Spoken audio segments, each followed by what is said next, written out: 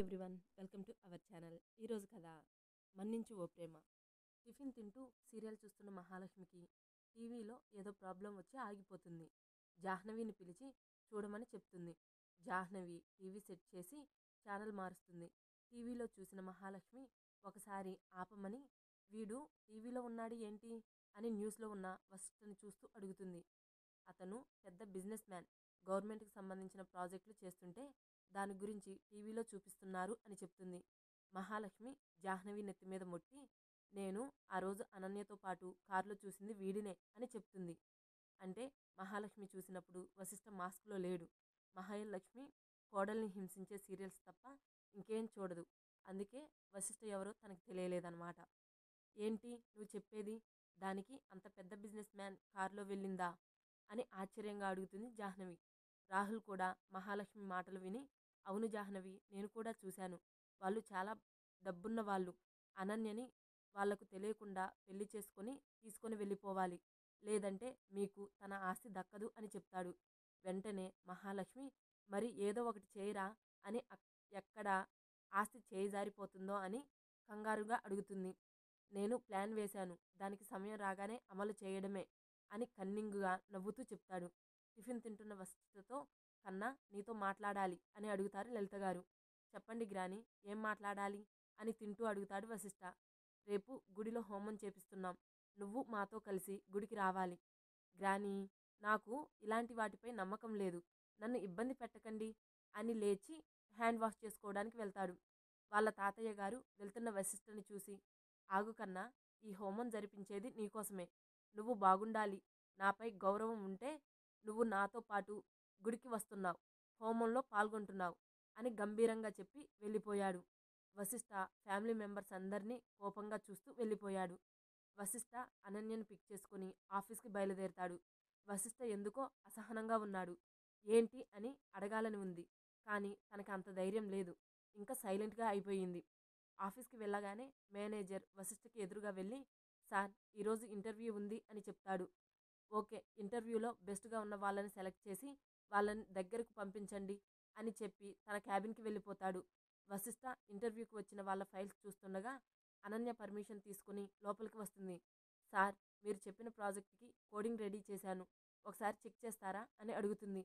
అప్పుడే అక్కడికి నిఖిల్ కూడా వస్తాడు. సార్, ఈరోజు హోటల్లో మీటింగ్ ఉందని చెప్పాను కదా, వాళ్ళకి ఈరోజు కుదరడం లేదని రేపటికి పోస్ట్పోన్ చేశారు, ఏం చెప్పమంటారు అని అడుగుతాడు. రేపు కుదరదు, ఇంట్లో వాళ్ళు పూజ ఉందని చెప్పారు, ఆ మర్నాడు చూద్దాం అని చెప్తాడు. నేను వాళ్ళకి ఇన్ఫామ్ చేస్తాను అని వెళ్తున్న నిఖిల్ని ఆపి, రేపు గుడిలో పూజ ఉందంట, గ్రాని నీకు కూడా చెప్పి తీసుకురమ్మంది. రేపు నువ్వు అనన్య కూడా ఇద్దరు కలిసి గుడికి రండి. ఎలాగో నువ్వు నా పిఏవి కాబట్టి అక్కడ నాకు సంబంధించిన పనులన్నీ చూసుకోవాలి అని నో చెప్పే అవకాశం లేకుండా తనని లాక్ చేసేశాడు. నిఖిల్ అనన్యకి ఏం చెప్పి తీసుకురావాలా అని ఆలోచిస్తూ ఉంటాడు. మరుసటి రోజు ఉదయం అంజలి గారు హోమం కోసం కావలసిన పూజా సామాగ్రి అన్నీ ఉన్నాయా లేదా అని చూస్తున్నారు. తర్వాత వశిష్ఠని నిద్ర లేపడానికి వెళ్ళారు. హాల్లో ఉన్న పూజా సామాగ్రి పనివాళ్ళ చేత కారులో పెట్టించారు. వశిష్ఠ పంచ కట్టుకొని షర్ట్ లేకుండా పైన వైట్ టవల్ కప్పుకొని మెడలో పులిగోరితో చేతికి బంగారు కడియం వేసుకొని మెట్లు దిగుతూ వస్తున్నాడు. ఎప్పుడు బిజినెస్ మ్యాన్ లాగా సూట్లో ఉండే వశిష్ఠ ఇప్పుడు పంచెలో చాలా అందంగా కనిపిస్తుంటే ఇంట్లో వాళ్ళందరూ అలాగే తన్ని చూస్తూ ఉండిపోయారు. అందరి వైపు ఒకసారి చూసి, నేనొక్కనే ఒక కారులో వస్తా అని చెప్పి కార్ కీస్ తీసుకొని వాళ్ళు వస్తుంది రావడం లేదు కూడా చూడకుండా గుడికి స్టార్ట్ అవుతాడు. వశిష్ఠ గుడి లోపలికి వెళ్ళి అక్కడ చెట్టు కింద ఉన్న సిమెంట్ బెంచ్పై కూర్చొని అనన్య గురించి ఆలోచిస్తున్నాడు. అర్జున్ ఫోన్ మాట్లాడుతూ పక్కకి వెళ్ళిపోయాడు. వశిష్ఠ మాత్రం అనన్యకి ఎలా దగ్గర అవ్వాలి ఏంటి అని ఆలోచిస్తూ కూర్చుంటాడు. అనన్య గురించి ఆలోచిస్తూ కళ్ళు మూసుకొని బెంచ్పై వెనక్కి వాళ్తాడు. ఇంతలో ఎవరు తనని లాగినట్లు ఏమరపాటుగా ఉన్న వశిష్ఠ లాగడం వల్ల వాళ్ళకి ఈజీ అయ్యింది. ఎవరు అని చూసేసరికి అనన్య బెంచ్ను భయపడుతూ చూస్తుంది. అక్కడ ఒక పాము పడగ విప్పుకొని చూస్తుంది.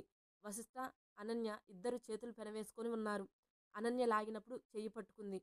అది భయంతో ఇంకా వదల్లేదు. వాళ్ళని చూసి అక్కడి నుండి వెళ్ళిపోయింది పాము. ఏమైంది అనన్య అని అడుగుతాడు వశిష్ఠ. నేను చెప్తాను బావా అని అక్కడికి వస్తాడు నిఖిల్. నిఖిల్ చెప్పడం స్టార్ట్ చేస్తాడు. అనన్య కార్ దిగి లోపలికి వస్తూ చుట్టూ చూస్తూ వస్తుంది. అక్కడ చెట్టు కింద కూర్చొని ఉన్న వశిష్ఠను చూసి తన దగ్గరికి వెళ్తుంది. అక్కడ చూడగానే వశిష్ఠ కళ్ళు మూసుకొని కూర్చుంటే పక్కన పడగ విప్పి వశిష్ఠను కాటివేయడానికి చూస్తుంది పాము. అనన్య పరిగెత్తుకుంటూ వెళ్ళి వశిష్ఠని పక్కకి లాగేస్తుంది. నిఖిల్ చూసి తను వెళ్లేలోగా అనన్య పక్కకు లాగడంతో ఊపిరి పీల్చుకున్నాడు. వశిష్ఠ వశిష్ఠకి చెప్పి పాము పక్కనుండగా కళ్ళు మూసుకొని ఏం చేస్తున్నావు బావా అని అడుగుతాడు. అనన్య వైపు తిరిగి చాలా థ్యాంక్స్ అనన్య అని చెప్తాడు వశిష్ఠ. పర్వాలేదు సార్, కొంచెం జాగ్రత్తగా ఉండండి అని చెప్తుంది అనన్య. వశిష్ఠ చిన్న స్మైల్ ఇచ్చి ఊరుకున్నాడు. ఇప్పుడు ఫ్యామిలీ మెంబర్స్ ఆ స్మైల్ మిస్ అయ్యారబ్బా. అనన్య వశిష్ఠ వైపు చూడకుండా గుడిని చూస్తుంది. వశిష్ఠ రెప్పవేయకుండా తననే చూస్తున్నాడు. తనకి ఫోన్ రావడంతో పక్కకి వెళ్ళాడు. వశిష్ఠ ఫ్యామిలీ కార్ దిగి పూజ సామాగ్రి తీసుకుని వస్తున్నారు. అంజలి గారు కూడా అనన్యను చూసి ఎలా ఉన్నావు అమ్మా అంటూ ఆప్యాయంగా పలకరిస్తుంది. వాళ్ళతో పాటు వచ్చిన సంజన అనన్యను చూసి పలకరిస్తుంది. లలిత గారు హోమం జరిపించడానికి అన్నీ సిద్ధంగా ఉన్నాయా అని అక్కడ స్వామీజీ లేకపోవడంతో అదే విషయం అక్కడున్న శిష్యులను అడిగారు. పెద్ద గురువు గారు కాశీ నుండి కబురు పంపితే రాత్రి వెళ్ళారు, ఇక్కడ మమ్మల్ని చూసుకోమని చెప్పారు అని చెప్తారు. మరి గురీజీ గారు ఎప్పుడొస్తారు అని అడుగుతారు లలిత గారు. 1 నెల పడుతుంది. సరే, నేను తర్వాత గురువుగారికి ఫోన్ చేస్తాను అని చెప్తారు. హోమంతో పాటు అన్నదానం చేస్తున్నారు. నిఖిల్ అక్కడికి వెళ్ళి అక్కడంతా కరెక్ట్గా ఉందో లేదో చూసుకొని హోమం దగ్గరకు వచ్చాడు. అనన్య హోమం దగ్గర పొగ వస్తుండడంతో పాపని తీసుకుని దూరంగా కూర్చొని చూస్తుంటుంది. తన దగ్గరికి సంజన కూడా వచ్చి కూర్చొని తనతో పాటు కబుర్లు చెప్తూ కూర్చుంటారు. హోమం పూర్తయిన తర్వాత అన్నదానం జరిగే ప్లేస్కి వెళ్తారు అందరూ. పూజలు చేసేటప్పుడు తప్ప మిగతా టైం మొత్తం వశిష్ఠ, అనన్య, నిఖిల్ దగ్గర ఉండడం ఫ్యామిలీ మొత్తం గమనిస్తారు. వశిష్ఠ ఎప్పుడు అమ్మాయిలని తన దరిదాపుల్లో కూడా రానివ్వడు. కానీ వశిష్ఠ అనన్యతో నవ్వుతూ మాట్లాడడం ఇంట్లో అందరూ గమనిస్తారు. కానీ నిఖిల్తో ఉన్నట్టుగానే ఫ్రెండ్లీగా ఉన్నాడేమో అని ఫ్యామిలీ మొత్తం లైట్గా తీసుకున్నారు. అందరూ గుడిలోనే భోజనం చేసేశారు. గుడికి భారీగా విరాళం ఇచ్చి అందరూ ఇంటికి బయలుదేరారు. నిఖిల్ కూడా అనన్యని తీసుకొని ఇంటికి బయలుదేరతాడు. వశిష్ఠ తాతగారు మాత్రం వశిష్ఠ అనన్యని చూపు తిప్పకుండా చూడడం గమనించారు. ఒకవేళ తన మనవడు తన్ను ఇష్టపడుతున్నాడా అని ఆలోచనలో పడ్డారు ఆయన. నెక్స్ట్ డే వశిష్ఠ అనన్యతో కలిసి ఆఫీస్కి వెళ్తుంటే తన కార్ని ఎవరో ఫాలో అవుతున్నారు అని డౌట్ వచ్చింది. కావాలనే రూట్స్ మార్చి 20 నిమిషాలు టైం పట్టే జర్నీ 40 నిమిషాలు చేసి ఆఫీస్కి వచ్చాడు. వశిష్ఠను మిస్ అవ్వకుండా ఫాలో అయ్యారు వాళ్ళు. తన డౌట్ క్లియర్ అవడంతో అనన్యని వెళ్ళమని చెప్పి విజయ్కి ఫోన్ చేసి మొత్తం వివరించి ఈవినింగ్కి వాళ్ళు నా గెస్ట్ హౌస్లో ఉండాలి అని ఫోన్ కట్ చేసి తన పర్సనల్ లిఫ్ట్లో తన క్యాబిన్కి వెళ్ళిపోయాడు. వశిష్ఠ వర్క్ ఇంకా ఉన్న 5 గంటలకే క్లోజ్ చేసేసి అనన్యని తీసుకొని ఇంటికి స్టార్ట్ అయ్యాడు. డ్రైవ్ చేస్తూనే తనని ఫాలో అయిన వాళ్ళు గురించి ఆలోచిస్తున్నాడు. వాళ్ళు నన్ను ఎందుకు ఫాలో చేస్తున్నారు, నా గురించి తెలిసిన వాళ్ళు ఎవరు అంత రిస్క్ చేయరు అనుకుంటూ అనన్య వైపు చూశాడు. తను బయటకు చూస్తూ కూర్చుంది. ఒకవేళ తన కోసం కాదు కదా, తనకి శత్రువులు ఎవరున్నారు, తన ఫ్యామిలీ తనని వెతికిస్తున్నారా అని అన్ని వైపుల నుండి ఆలోచిస్తూ నిఖిల్ ఇల్లు రాగానే అనన్యని దించి వశిష్ఠకి బాయ్ చెప్పి వెళ్ళింది. అంటే పాప కొంచెం అప్డేట్ అయ్యి కొంచెం బాబుతో మాట్లాడుతుంది.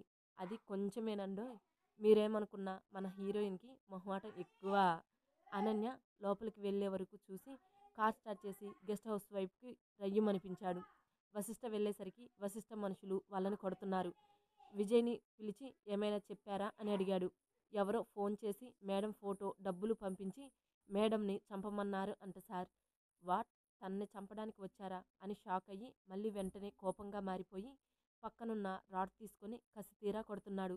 వాళ్ళు ముందు కొట్టిన దెబ్బల కంటే వశిష్ఠ కొడుతుంటే ఇంకా నరకంగా అనిపించి, సార్ వాళ్ళు ఎవరో తెలియదు, మాకు ఫోన్ చేసి సుపారీ ఇచ్చారు, మాకేం తెలీదు, మమ్మల్ని వదిలేయండి, ఇంకెప్పుడు ఇలాంటి పనులు చేయమని బ్రతిమలాడుకుంటారు. విజయ్, వీళ్ళని చంపేసి మీడియాకి ఇన్ఫర్మేషన్ ఇవ్వండి, అండ్ చంపింది మనం అని తెలియకూడదు, వీళ్ళ ఫేస్ కనిపించేలా చంపండి అని చెప్పి కార్ దగ్గరికి వెళ్ళి సిగరెట్ తీసి వెలిగించాడు. వాళ్ళు తన కోసం వచ్చారు అనుకున్నాడు. కానీ అనన్యని చంపేంత పగ ఎవరికి ఉంది అని ఆలోచిస్తూ విజయ్తో మేడంని 24 అవర్స్ ఫాలో చేయండి, అలర్ట్గా ఉండండి అని చెప్పి ఇంటికి స్టార్ట్ అయ్యాడు. వశిష్ఠ ఇంటికి ఎప్పుడు వస్తాడా అని ఇంట్లో వాళ్ళంతా ఎదురు చూస్తూ ఉన్నారు. ఎందుకంటే వశిష్ఠకి పెళ్లి చేయాలని, తన్ని ఎలా అయినా ఒప్పించాలని ఫిక్స్ అయ్యారన్నమాట. వశిష్ఠ రాగానే హాల్లో ఉన్న అందరినీ ఒక చూపు చూసి పైకి వెళ్ళాడు. తన ఆలోచనలు మొత్తం అనన్యాని చంపడానికి చూసింది ఎవరు, ఇవే తిరుగుతున్నాయి. తల పగిలిపోతుంటే సిగరెట్ తీసి వెలిగించాడు. బాల్కనీలోకి వెళ్ళి స్మోక్ చేసి వచ్చి ఫ్రెష్ అయ్యి కిందకి వెళ్ళాడు. హాల్లోకి వెళ్ళి సింగిల్ సోఫాలో కూర్చొని ఫోన్లో మెయిల్స్ చెక్ చేసుకుంటున్నాడు. పెళ్లి గురించి మాట్లాడాలంటే అందరికీ భయంగా ఉంది. ధైర్యం చేసి లలిత గారు వశిష్ఠ దగ్గరికి వెళ్ళారు. కన్నా, నీతో మాట్లాడాలి అని ఆవిడ అనగానే ఫోన్ పక్కన పెట్టి ఏంటని ఆవిడ వైపు చూస్తాడు. నీకు పెళ్లి చేయాలి అని అనుకుంటున్నాము, అది 1 నెలలో అని భయంగా చెప్తారు. పెళ్లి కూతురు ఎవరు అని కూల్గా అడుగుతాడు. పెళ్లి మ్యాటర్ తీసుకురాగానే ఏ ఫ్లవర్ వాజో లేదా టీవీనో బద్దలు కొట్టేస్తాడు అని అనుకుంటే పెళ్లి కూతురు ఎవరు అని అడిగేసరికి పెళ్లికి ఓకే చెప్తాడు అని సంబరపడిపోతారు. నా ఫ్రెండ్ మనవరాల్ని పెళ్లి చూపులు చూడ్డానికి వెళ్దామా అని అంటారు. నేను పెళ్లికి ఒప్పుకుంటాను, కానీ మీరు చూసిన అమ్మాయిని కాదు. ఇప్పుడు ప్రస్తుతానికైతే మీరు చూసే సంబంధం నాకు ఇష్టం లేదు అని చెప్పేసి తన రూమ్లోకి వెళ్ళిపోతాడు. Next day morning Vashishta morning లేచి హాల్లో సోఫాలో కూర్చొని పేపర్ చదువుతున్న వాళ్ళ తాతయ్య దగ్గరికి వచ్చి ఇంపార్టెంట్ మీటింగ్ కోసం నేను యూఎస్ వెళ్తున్నాను, రావడానికి 4 రోజులు పడుతుంది అని చెప్తాడు. సరే కన్నా, ఒకసారి నీ పెళ్లి గురించి ఆలోచించు, ఎందుకు చెప్తున్నామో అని అర్థం చేసుకో అని అడుగుతారు. తాతయ్య, నేను పెళ్లి చేసుకుంటాను, కానీ మీరు చెప్పిన వాళ్ళని కాదు. ప్రతి విషయంలో సపోర్ట్ చేసే మీరు పెళ్లి విషయంలో ఎందుకు ఇలా అంటున్నారు? ఇంకా ఈ విషయం వదిలేయండి అని చెప్పి వెళ్ళిపోయాడు. వశిష్ఠ అలా ఖచ్చితంగా చెప్పేసరికి ఏం చేయాలి అని అర్థం కాలేదు. వశిష్ఠ తను యూఎస్ వెళ్తున్నట్టు నిఖిల్కి చెప్పి జాగ్రత్తగా చూసుకోమని అనన్యని చెప్పి వెళ్తాడు.